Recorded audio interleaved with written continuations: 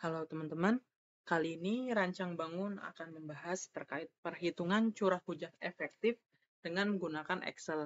Ini juga menjadi bagian pada, harusnya part 3.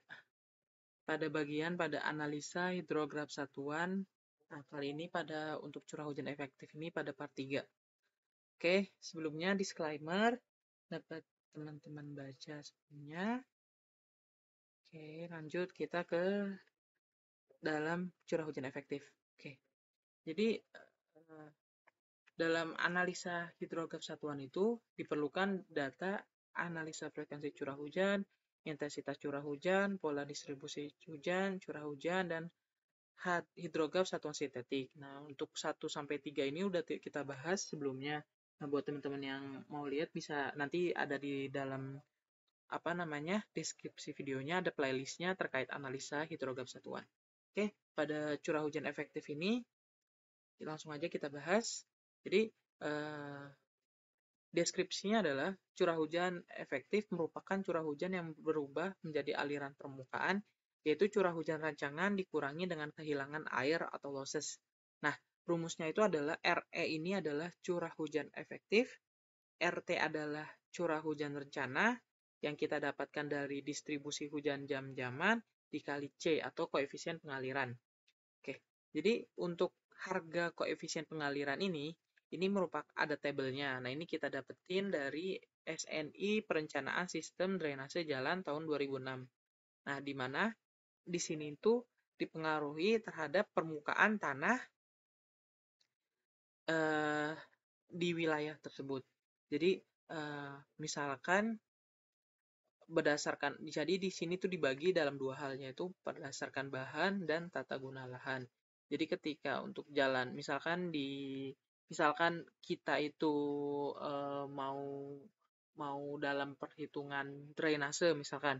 Drainase ini berpengaruh terhadap misalkan kondisi sekitarnya itu apa? Jalannya jalan betol kah atau jalan aspal, lalu jalannya jalan kerikil dan jalan tanah. Terus bahu jalannya itu juga terhadap tanahnya bagaimana, batuannya bagaimana, kayak gitu-gitu. Nah, ini ada koefisien pengalirannya sendiri.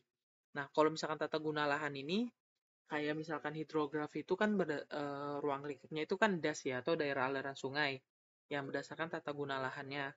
Jadi, misalkan kita mau wilayahnya di mana, yaitu apakah daerah perkotaan, pinggiran kota, industri, pemukiman padat, tidak padat, taman dan kebun, persawahan, perbukitan, atau pegunungan. Nah, di sini kan juga kalau misalkan teman-teman lihat angka koefisien pengaliran ini kan ada 0,7 sampai 0,95 ya. Di sini kan nilainya kayak masih antara. Nah, di SNI itu disebutkan bahwa harga koefisien pengaliran untuk daerah datar diambil nilai yang C yang terkecil. Untuk daerah lereng diambil nilai C yang terbesar. Nah, kita tahu dari mana nih daerah tersebut lereng atau termasuk landai atau datar atau lereng. Nah, misalkan teman-teman punya datanya, misalkan daerah tersebut memiliki kepemilikan berapa berapa berapa persen. Nah, itu tuh sebenarnya telah dibahas. Di sini ada 3 sumber dari www.mapvisionindo.com. Nah, di sini ada beberapa sumber, yaitu pertama sumber dari berdasarkan Pedoman Penyusunan Pola Rehabilitasi Lahan dan Konservasi Tanah tahun 1986, lalu kedua klasifikasi kelas kemiringan lereng berdasarkan Panzuidam 1985, lalu klasifikasi kelas kemiringan lereng berdasarkan Sintanala Arsyad 1989. Nah, di sini dijelasin tuh, misalkan kita pakai satu sumber yang ini ya, ya Pedoman Penyusunan Rehabilitasi Lahan dan Konservasi Tanah. Nah, misalkan kemiringan suatu lahannya itu disebutkan 0 sampai 5%. Masih jadi termasuk dalam kondisi datar. Karena kondisi datar, kita gunakan yang angka terkecil kayak gitu. Tapi kalau misalkan lahannya itu misalkan di atas 15% kayak gini landa apa namanya curam atau lerengnya besar. Nah, ini kita gunakan yang paling besar kayak gitu. Oke, balik ke dalam perhitungannya. Di sini kan rumusnya RE sama dengan RT dikali C, di mana C itu koefisien pengaliran. Nah, ini kita tentuin dulu. koefisien pengalirannya itu kita tuh di mana. Misalkan kalau misalkan kita menghitung hidrograf satuan ini, kita tahu dulu nih das atau daerah aliran sungainya itu lokasi yang kita ambil itu di mana. Misalkan berdasarkan tata guna lahan, kita ambil contoh aja ya. Ini kita ngambil di pegunungan. Jangan.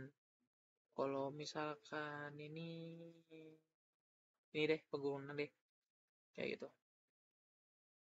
Kenapa kalau misalkan teman-teman lihat di sini daerah pegunungan itu condong koefisien pengalirannya itu lebih apa ya, kayak lebih besar. Jadi kan eh, jadi eh, koefisien ini kan sebenarnya C ini kan nilai mereduksi ya. Jadi ketika misalkan asumsinya aja kita itu punya curah hujannya 100 mm, 100 mm. Dengan adanya dikali kita kalisian koefisien pengaliran, kita pilih misalkan 0,7. Itu kan jadi eh, yang apa namanya? Yang kita gunakan sebagai curah hujan efektifnya itu kan hanya 70 mili ya.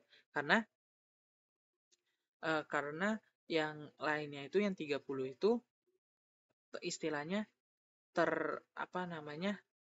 Terserap kayak gitu. Jadi kenapa misalkan di sini dia dilihat bahwa pegunungannya itu besar karena pengaruhnya itu curah hujan efektifnya itu hanya curah hujan yang berubah menjadi aliran permukaan gitu. Jadi hanya ada aliran permukaan. Sedangkan kalau misalkan di wilayah-wilayah kayak pegunungan dan lain-lain gitu kan eh, dia itu banyak pohon ya, terus masih rata-rata kondisinya masih tanah yang dimana tanahnya itu dapat menyerapkan airnya kan. Jadi misalkan dari segi segi penyerapannya itu juga ke dalam permukaan tanah masih cukup besar. Jadi yang jadi limpasan permukaan itu juga lebih sedikit kayak gitu. Jadi juga kenapa ini perbedaannya ketika datar dan landai nilainya itu yang datar itu 0,75. Jadi karena ketika datar itu kan aliran itu lebih mudah terserap ya.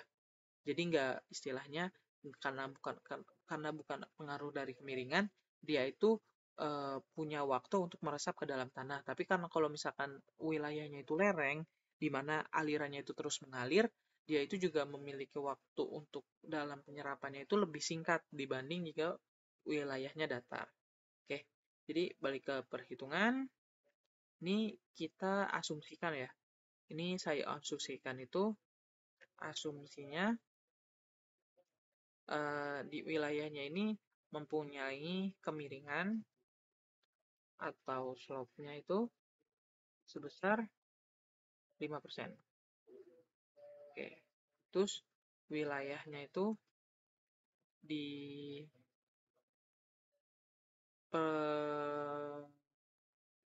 pegunungan. Pegunungan. Oke. Karena kemiringannya slope-nya saya asumsikan 5%, di mana termasuk kondisi datar, lalu eh, karena pegunungan, jadi kita gunakan koefisiennya itu yang 0,75. Ini kita gunakan sebagai koefisien pengalirannya. C-nya itu sama dengan 0,75. Nah, untuk eh, untuk perhitungan RT-nya ini kan curah hujan yang sebelumnya ya, curah hujan rencananya yang berdasarkan distribusi bunyi zaman.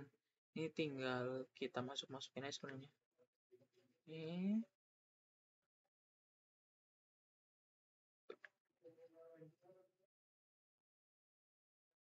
3,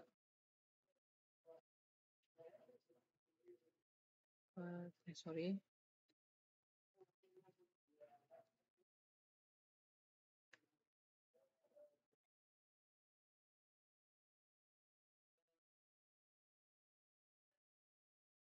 Oke, ini yang belum keisi tinggal 50.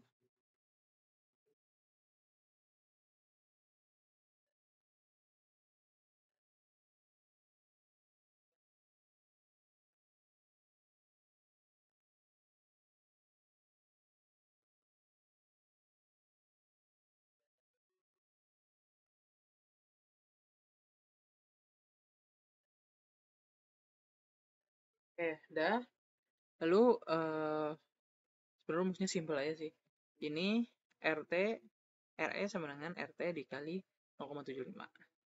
Ini biar cepat kita isolasikan. Jadi tinggal kita tarik gitu. Nggak sama.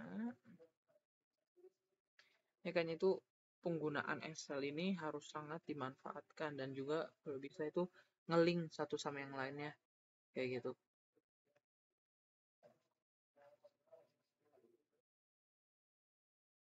Ya kayak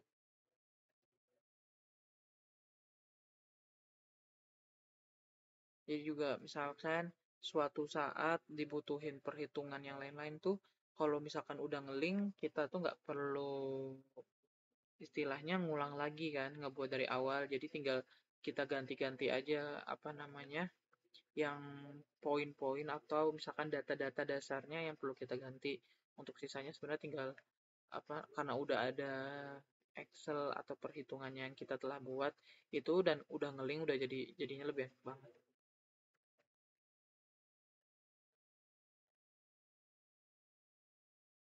Oke, jadi untuk curah hujan efektif kurang lebih demikian. Karena intinya itu intinya perhitungan. Oke, ya kurang lebih demikian untuk curah hujan efektif. Selanjutnya kita akan membahas terkait hidrograf satuan sintetik. Di mana di sini untuk selanjutnya mungkin sementara menggunakan metode Nakayasu dulu. Setelahnya mungkin ada lagi perhitungan seperti gamma dan lain-lain itu mungkin bisa kita coba juga dalam melakukan uji perhitungannya. Eh, Kurang lebih demikian. Jika ada yang ingin didiskusikan atau di request terhadap perhitungan bisa dilakukan di kolom komentar. Dan jika ada kata-kata yang salah dalam penyampaian, mohon maaf. Terima kasih. Demikian.